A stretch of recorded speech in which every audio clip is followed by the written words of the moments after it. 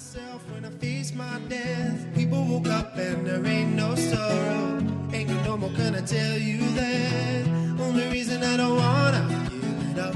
Came down from the heavens above and told other people come and dance and said now. Got this trust in a life, do we make a difference? What the fuck you gonna... All right, hello everyone. Welcome to Freedom's Calling You to Life's Lost Purpose. Finding your missing bits and whatever it is that you feel like you need to grow up with. I'm here talking with Sherry Sweeney. She's worked with us over the years. She publishes lots of articles in the New Agora on our website. She is the co-author of the That's a Lie program. So she's very familiar with the challenges in life that could be in your way for finding your life's lost purpose. She was kindly she kindly offered to help us edit all of the workplace sheets that you may see or may have seen if you've already taken our course. And today, Sherry is going to discuss with me some of the ups and downs and ins and outs and good points and even bad points, if she has any, on our course, what could work and what may work for you on Freedom's Calling You to Life's Lost Purpose. Let's say, as my wife likes to look at it, it's a course on self-empowerment, finding more love, more power, more purpose for your life. Hey, Sherry. Hey, how you doing? Good, good. Thank you so much for joining us here today. And this is my first direct, question and answer on myself, so to speak. So thank you for taking up the task with us. Okay, well, I'll do my best. So where do you want to go with this? Well, let's see. What did you find useful on the course? You watched all the videos. Do you have any questions for me? What do you think our viewers maybe can do and grow with? And let's take it from there.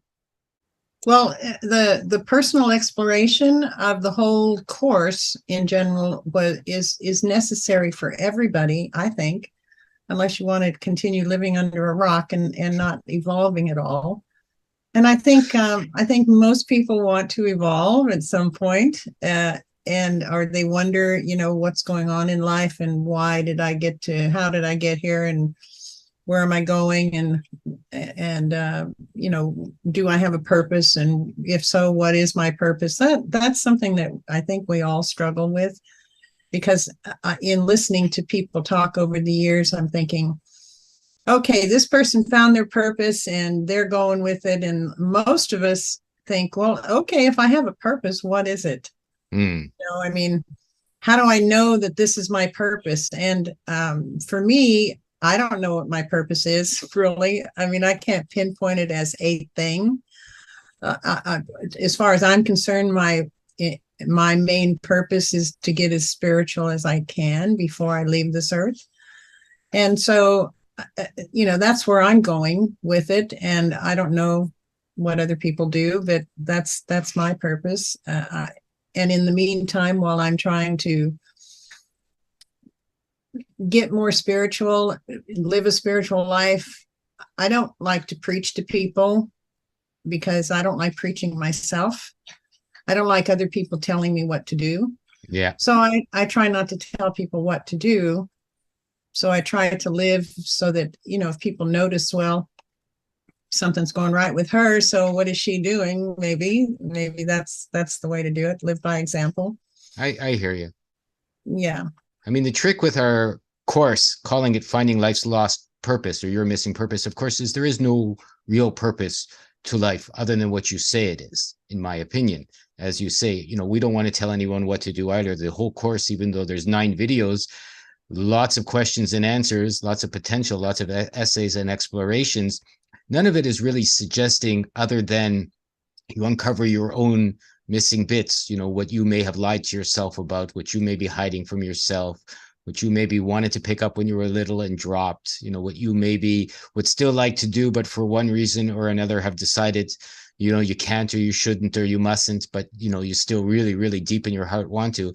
In other words, finding life's lost purpose, I don't want to give away the ending to the course, but I'm going to, you are life's lost purpose, right? What you decide to do is your purpose. Where you want to go is your power. And our course is generally built around allowing people, in my opinion, if they put in the work, to find themselves, which will allow them to, move happily from there, I would say. Yeah. And the thing is, when we typically we grow up as children, when we're little, between the age of 0 and 7, say, our mind is a sponge. And so we take everything in our surroundings as real, as the truth, as the way things are. So every culture is different. Every family has different beliefs. There's kind of a general community belief, or a general nation belief, or a general cultural belief. But that's what we grow up with. That's what we think we know as the truth. And then as we get older and we want to go somewhere else, that background is stopping us. So you have to, well, you don't have to, but the thing to do is to go inside and look, okay, so what is that thing that's stopping me from going forward to do what I think I really want to do? And I think that's the hardest thing for anybody to do. It was hard for me. I didn't realize what was stopping me until I started remembering what happened to me. So once I remembered what happened to me, it's like, oh, okay, well, that was a pack of lies. I never was the kind of individual that I was told that I was. So I had to get over that. I had to, and it took a long time. It took a lot of self-convincing that, okay, I lived with a bunch of lies. I was told a bunch of lies from a child on up to adulthood, and we're all hearing lies all the time, every single day, all the time. So to get to the core, to get to the who you really are, you have to get rid of, I keep saying you have to, I don't want to say that. It's probably a good thing to get to the core belief, the thing that you grew up with that you thought was the truth, and you find out that that's not true.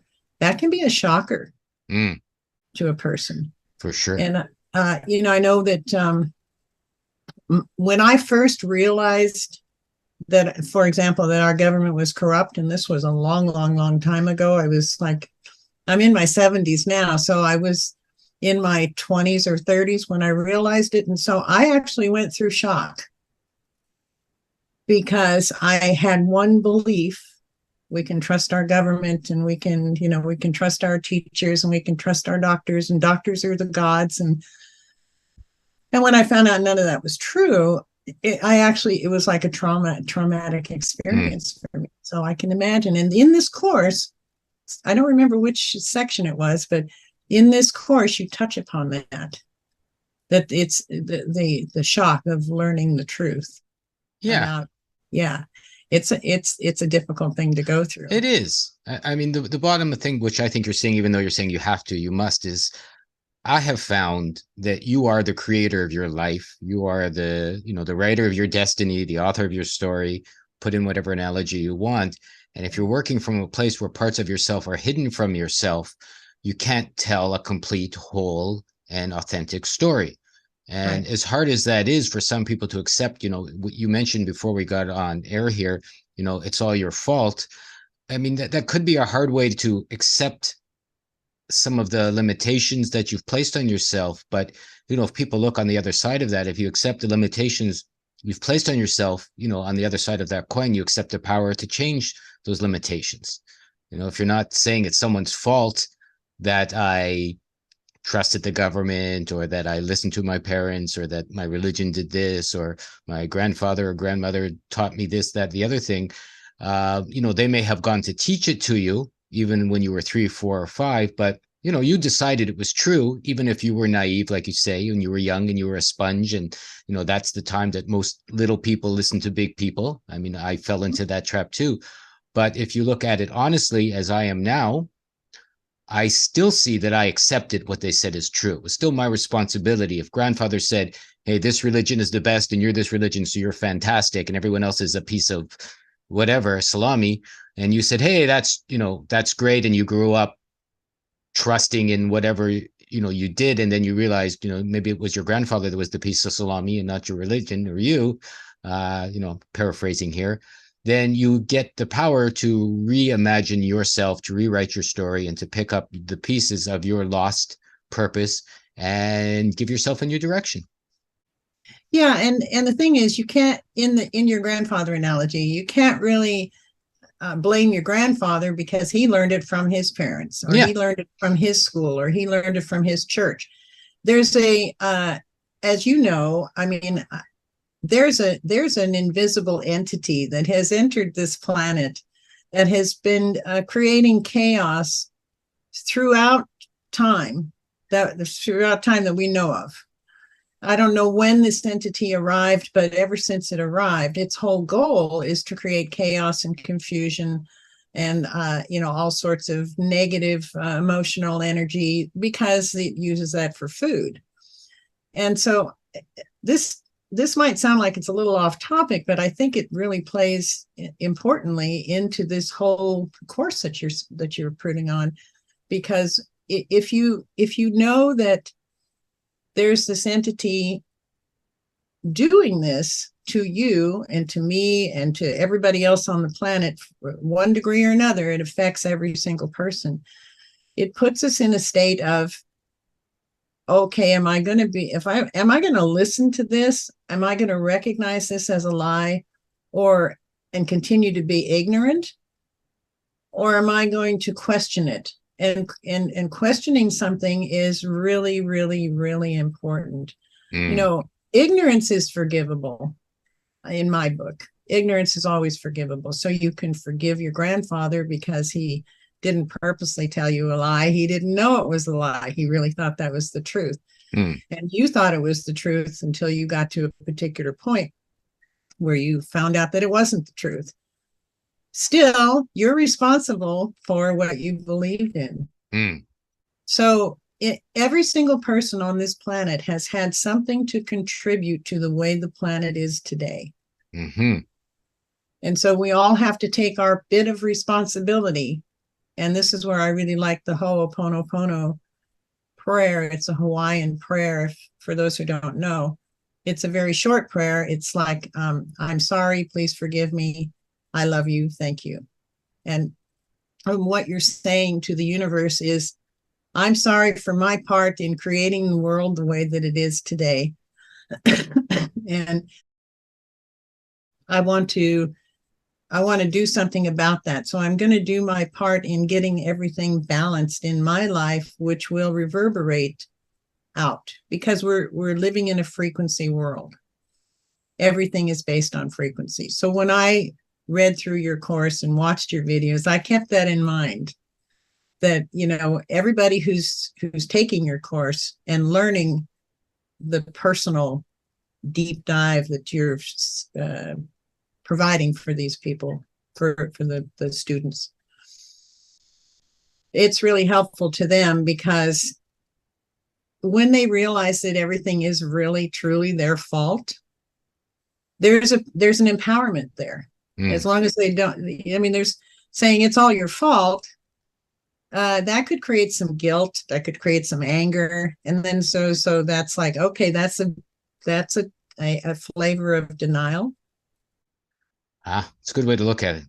Yeah. So if you say, well, okay, I'm taking this course because I don't want to be in denial. I want to improve my life. And so if I take responsibility for my part in how my life has gone, how the world is today, and if I realize that I'm at fault for my part of it, I'm not at fault for the whole world, but I'm at fault for my contribution to, because I believed the government was trustworthy, because I believed doctors were trustworthy, because I believed in the history that I was taught in school, which was totally wrong. I didn't find that out until after I got out of school and did my own research. And I'm like, oh, that's not what they taught in school. No. Yeah. So, this is really an important course in that sense of the word. Once you realize that, okay, I'm really sorry for my part in this whole thing, and I don't want to do that anymore. So now I need to fess up to it. I need to apologize to the universe for my part in this and ask for forgiveness. And that's a beautiful way. It is a beautiful way to put it. It doesn't really matter what religion or if you even, I don't have a religion. But if you do have a religion that you follow, it doesn't matter. You're still, if you want to talk to God and get forgiveness from God, that's fine. If you want to talk to Buddha and get forgiveness from that, that's fine, because it's all the same thing. It's all frequency. So if you can forgive yourself for your part in this whole mess, that's a burden off of you. It's a real empowerment. What I see Sherry sharing here too, and what I feel a lot of people miss, especially ladies, and I have to say, is that they need to forgive themselves for not being as great as they can be. It's true to forgive the outside world, and I agree with everything Sherry just said, but also I find that a lot of people, and maybe men as well, they just haven't accepted the power that they have, the power to change, the power to be fantastic. A lot of people have said, well, I didn't do anything bad. The government's not my fault. The doctors aren't my fault. The history in school is not my fault. And perhaps that's true. But then from there, maybe you were mean to yourself by not allowing yourself to get strong, by not remembering how powerful you are, by not remembering how much you can affect the world, by just accepting the gifts that we all get simply by being born. And by that, I mean, you're alive. People don't understand, in my opinion, if you sit and you consider what life is. You're here for 100 years. Look at a flower, smell the grass when it's cut, watch a bird fly, and you can see the wonder and the beauty and the magic and the majesty of just having the gift of being able to perceive that, of being able to experience that. I mean, even sitting here right now and sharing with Sherry, she's sharing with me a perspective that I haven't put into the same words that she has, but I feel deeply everything she's sharing. So I can go, isn't that beautiful? I can appreciate her life. I can appreciate how she's seeing the world. I can appreciate, a lady that's on the opposite side of the planet where I am right now, or opposite side of the plane, however you want to look at it, that has a softer perspective than my perspective on the challenges that have gone on. But on the other hand, it's got a quiet power behind it that I think everyone can learn and grow and be a part of. And so what I'm really getting at is by me seeing the gratitude I feel for what she's doing, I get uplifted knowing not everyone is lost in their own folly of nonsense and negative emotion. And that gives me a bit of a lift to move along, to continue to share the course that I've shared. I wanted to say a little bit, why Cambell and I, and he's a little under the weather today, so Sherry and I are doing this interview, brought this course out is, when I was little, I wish someone should have shared or could have shared with me everything that's being shared today. Sherry is talking to the little girl inside or the little boy inside by what you picked up, when grandpa talked to you and gave you the bad salami, so to speak. But if I had had the ability to learn then what I know now, perhaps I would have moved along a little faster. So that's why I did this course. That's why I've set up this course. That's why I've gone through all the efforts. That's why I've asked Sherry to help us. There's a whole bunch of people besides myself and Sherry and Cambell involved in this course, behind the scenes that helped us put it together. And we've all come together because in one way or another, we all want to help the world in the best way you can. And that's to understand, you're powerful, you're fantastic, you can do it all, you can forgive yourself, you can forgive the world. You can see the monsters inside that are lying to us all constantly. And, maybe that's a topic for another day. We can go deeper into that one, Sherry, because it is what informed the entire course, to be honest. I didn't say it out loud. And so I'm happy you brought that to the table. But, the monster voice mind that lies to us all from the time we decide to listen to our minds really is the challenge of challenges and the reason that this course even exists, I think, because that is, in my opinion, the big thing that's misdirected everyone to wherever they are, where they're not happy. Yeah, I totally agree with that. And in talking about gifts, every day I'm grateful for having another day. And maybe that's because I'm getting up there in age and I'm thinking, okay, I don't know how many more years or how much more time I have on this planet. And so that's one of the driving forces for wanting me to be, wanting to be as spiritual as I can by the time that I leave. And so I realized that life itself is a wonderful gift. The fact that I exist is awesome. I mean, that's a wonderful gift. If I didn't exist, I wouldn't know anything at all. I wouldn't be aware of it. I would be there. I just wouldn't exist, right? There wouldn't be anything there to do anything, to think anything, to feel anything. So what I'm getting at is if you can realize that, okay, the fact that I exist is a gift. I didn't ask to exist because I wasn't existing before it. So how could I ask to exist? So this is a gift. Life is a gift. And then we have this dark entity that is against God or against the universe or against happiness and all those things that are available to us. And we don't know any better because we don't remember what we did in our previous life, because that's been wiped away. I have a theory on that, and there's a theory going around the internet about that too. But that's beyond this course. But when you can see the beauty in the flower, you can see the beauty in the forest, you can see the beauty in a butterfly landing on a flower, or a honeybee landing on a flower, or even a wasp landing on a flower, doing its job. And then you can see the beauty of just the grass growing. I mean, to me, that's all a gift, and it's a beautiful thing. But when we're busy fighting the demons within, we don't even notice those things at all. It's true. We don't pay any attention. So the old saying, stop and smell the coffee, or stop and smell the roses, or whatever the phrase is, I don't remember it now. That's a meaningful thing to, when you're having a tough time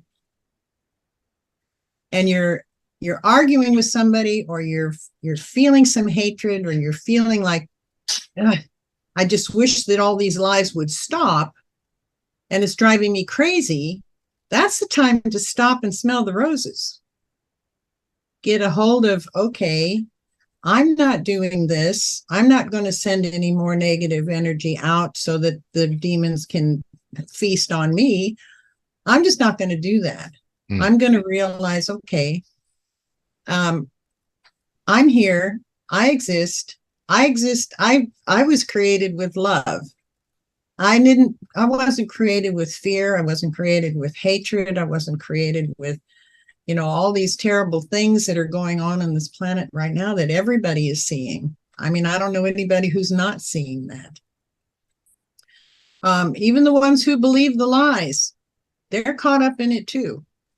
And heaven help them if they don't come around and see that they're lies. To me, in my theory, they'll just have to come back and do it all again. And I, for one, don't want to come back and do this all again. I want to go on to whatever is next. And I can't say what's next, but whatever it is, it'll be different than here. So yeah. So, I mean, I think that's part of, it seems to me that's part of what your course is trying to do with people, to help them realize the power that they have, the power that they've been given. And that power is a gift.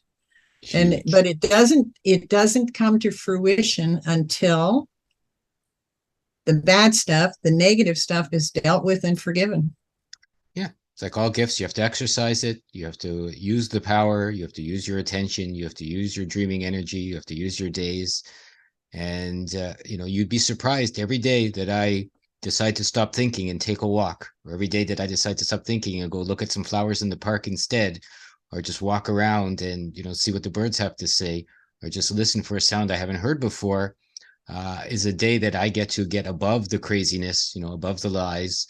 And it reminds me, it's a good way Sherry put it, go look at a butterfly, go look at a bee, go look at a flower the next time, you forget that your existence is wonderful, magical, and you won't be here forever. Yeah. And I live in the forest. And so every morning when I get up, and first thing in the morning, I like to get up early enough to watch the sunrise. Even if it doesn't happen, that's okay. But the first thing that I like to do is go out on my porch with my cup of coffee. And as I walk outside, I say, good morning, everybody. I love you. Because that's how I feel. So I'm talking to the trees, I'm talking to the grasses, I'm talking to the animals that are out there. And, and then I just sit and have my coffee and appreciate my surroundings and appreciate that I even exist. That's a big one for me. That when I realized that I exist, and I mean, it sounds strange to say, oh, that was a big deal for me, but it is a big deal, because who stops and thinks about that? Mm. Who actually takes some time to stop and think, holy cow, I really do exist. Isn't that something? That's a miracle, It really is. I mean, I planted Yeah. seeds and I watched them grow, even a citrus plant here. I mean, it's wonderful. You look like, how does that become a huge tree full of, grapefruits one day? How does this little tiny seed you can barely see become a tomato plant in 3 months with more tomatoes than you could possibly eat? You have to share. I mean, Absolutely. the wonderful gifts are all around us. We just have to pick them up. The program really is about, or the course, self-empowerment. And I don't mean like you're better than someone or you can go make $1 million. All those things are possible. It's power in the way of just understanding the life force you have, life gift you have. As Sherry said, the beauty of your awareness and your consciousness and the potential to make it more beautiful than it is today. And if things are ugly in your life, or things are fearful, or things are horrible, realize the power to change comes from understanding how you participated in those ugly bits that you may be experiencing. Even if someone else did something to you or it looks like you were a victim, why were you in that room? Why did you go to that school? Why did you choose that job? Why did you stay in that relationship for so long? These are just some things I suggest you look at. Why do you continually talk to the same person that's arguing with you every day and you're saying, it's not my fault, they're always belittling me or they're always putting me down? And maybe it's true. I'm not going to argue the other side of the coin, but what I learned is, then ask yourself, why do you consistently interact with this person, right? I mean, even if you're married, even if they're your parents, even if they're your children or your siblings, you have a choice to take yourself out of those situations if they're not to your liking, whatever they are.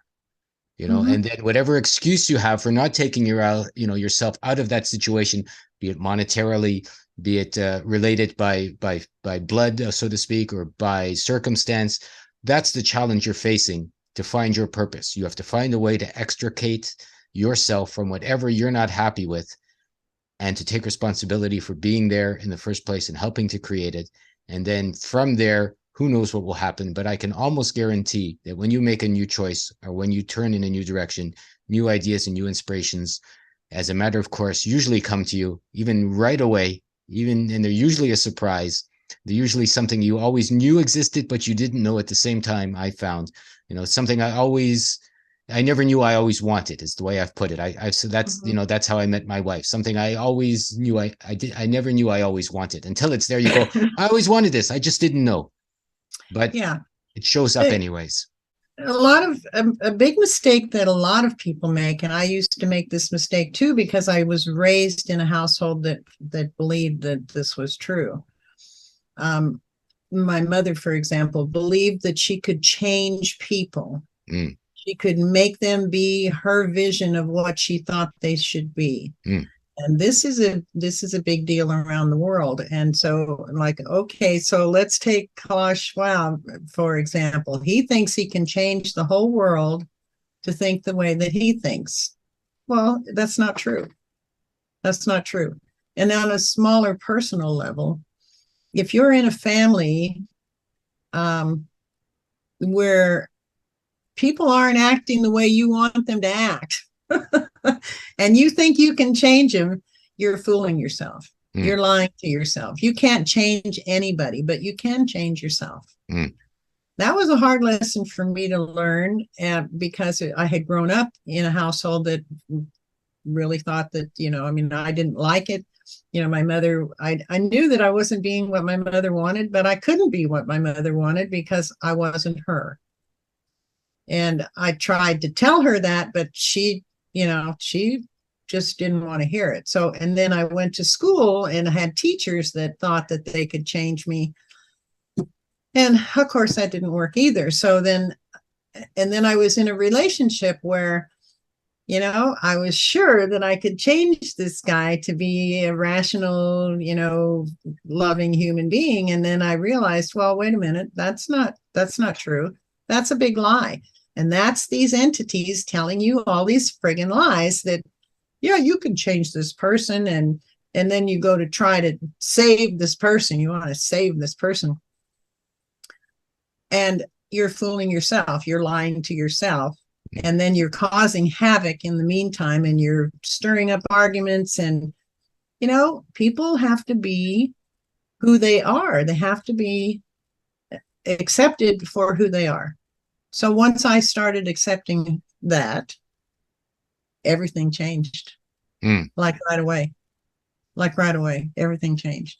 Yeah. And so the other thing that you're saying too is that there's no reason to stick around a person who is constantly belittling you, or constantly picking an argument with you, constantly disagreeing with you. Not that you are always right, but you need to be open to being wrong. And being wrong is something that nobody likes at all. It always feels real icky, like, oh my gosh, I made a mistake. Oh, that's terrible. And I'm going to rake myself over the coals for days for that. And worry about it, and try to maybe hide it. And that's not good. You have to be, well, here we go, have to. Yeah. It's wise to be open to being wrong and accepting that, okay, I'm not perfect. I made this mistake, and this person has, more valid information than I do. And so, yeah, let me think about that. Yeah. And also, why you tend to agree to be in a disagreeable relationship. Maybe you have some inner work to do where you're disagreeing with your own higher self all the time. That's another reflection, is if you're disagreeing with your heart constantly, your heart is saying you want to do this and you disagree. Maybe the outside world, in that your disagreeable relationship, is showing you, from the other side. And, that's another way to, if you step back from that relationship and sit in a room by yourself, maybe for a week or two, you'll be able to get a handle on that and find that, you don't need to hang out with disagreeable people, because you're now agreeing with the better parts of yourself. So, there's a lot of ways that you can help yourself. And usually, as Sherry said, and I've seen, it's by understanding yourself as deep as you can. Yeah. And when you first dive into try to understand yourself, there may be a bit of fear of, well, what if I don't like what I see? Well, you can't be afraid of that, because, as long as you are afraid to look, you're never going to get anywhere. All right. Well, you know what? I think we may have even covered everything without even looking at any of the specifics at the course. I mean, I think that's the best way to leave that. Is like, as long as you're afraid to look, because you're afraid of the answers, you're not going to get anywhere. I found that to be the case when I talked to my father, let's say, about the current medical situation that he's fallen headfirst into. I think he's afraid to see he's made a mistake, because then he would have to change a whole bunch of his choices in life, or admit he was wrong about 60 years worth of whatever. So as long as you're not afraid to admit you've been wrong, and you let yourself pick up the pieces of whatever it is that you dropped or broke and put them back together, well, you can only get better, in my opinion, no matter how hard it happens to look at it at first. I agree with you completely. These are some big challenges in your course, and they are all for the better, to make life better for the individual. Well, you have to do the work, though. If they don't do the work, yeah. If they don't do the work, I mean, in my story, I wrote the That's a Lie program. I'm not the co-author. I'm the developer and the writer and the co-author of that. I'm the co-author of the book that Jerry Marcinski and I wrote. Right. But people come to me and say, well, I tried the That's a Lie program and it didn't work. I said, well, okay, so how long did you try it? Well, I tried it for a day and, 2 days. I tried it for a week. It didn't work. Okay, well, did you, if you keep up with it, it will work. Things don't happen overnight. It does for some people, but for the most part, it takes a little while to get a hold of it. Now, we've seen testimonies of the That's a Lie program has worked beautifully. It worked for me. I can't guarantee it's going to work for everybody, but those who have done it and done the work, it works. those who do this course and do the work, it'll work. It's really the bottom line to all of this. You know, it's why we've left things a bit vague. You know, you'll find in the questions and answers in the worksheet sure has helped us put together. You know, we don't get too specific on purpose because we want whoever is doing and playing and figuring out and writing the essays and answering their own questions to get to their own conclusions, because there's no other way to pick up your power than to pick up your power. And there's no other way, in our opinion, to pick up your power than to figure out and understand yourself, you know, where you've been right, where you've been wrong, where you could do more, where you can do less, you know, where you need to go, where you need to stay. And really, it's all up to you. It's all your fault. And that's the beauty in this life. And in my opinion is, you know, if it's all up to you and it's all your fault, then also the power and the beauty and the wonderment of where you need to go and how you need to get there and who you want to be and how great your life can be and how many flowers you get to smell, et cetera, is also up to you, which for me is the best news ever. Yeah. Take off your mask, look at yourself, and then go forward. Yay. All right, Sherry, thank you so much for being here. I'm going to leave a link to Sherry. That's a live program underneath as well.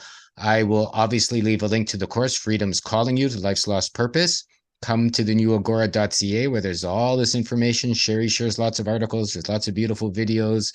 There's also a link to this course as well. If anybody has any questions for Sherry, any suggestions for further courses we may do, interviews, comments, please leave them below. We're delighted. I pass those along to Sherry that come to us for her. I'm always happy to hear what people have to say, as long as it's intelligent and constructive. And, you know, for further information, I'll leave my email below as well. And if anybody has anything they want to share, don't be shy. Sherry, thank you so much. I appreciate it. This is my first interview of this. I hope to talk to you. Maybe we'll get into some monster below, you know, fifth dimensional entity, you know, eating your happiness chats afterwards. I'd be delighted to do that as well. Maybe in the new year, you and I will hop on a couple of other chats and figure that out together. All right. Okay. Me too. Thank you. Bye, everyone. I love you all very much. Thanks for being here. More very soon. And don't forget to like and subscribe. Come to our course. If you want to join, we can figure it out. I appreciate your time. Freedom, freedom, freedom, freedom, yeah. Freedom, freedom, freedom is calling on. Freedom, freedom, freedom, freedom, yeah. Freedom, freedom, freedom is calling on. Freedom, freedom, freedom, freedom, yeah. Freedom, freedom, freedom is calling on.